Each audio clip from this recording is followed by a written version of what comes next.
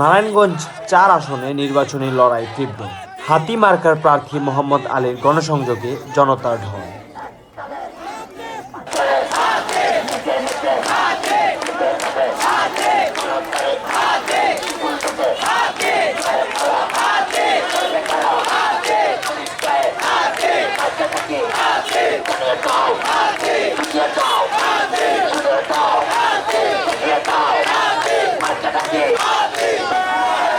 আসন্ন ত্রয়োদশ জাতীয় সংসদ নির্বাচনকে সামনে রেখে নারায়ণগঞ্জ ৪ আসনের নির্বাচনী উত্তাপ দিনে দিনে চূড়ান্তে।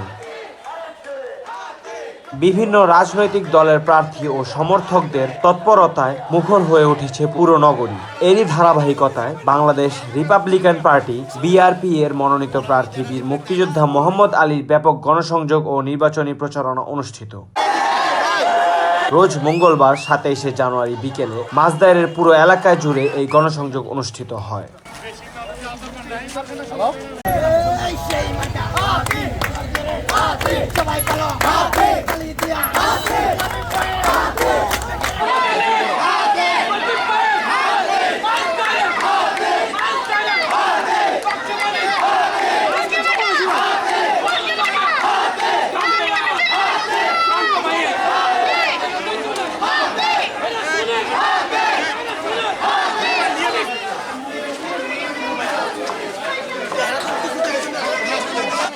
মাদক মুক্ত সমাজ চান।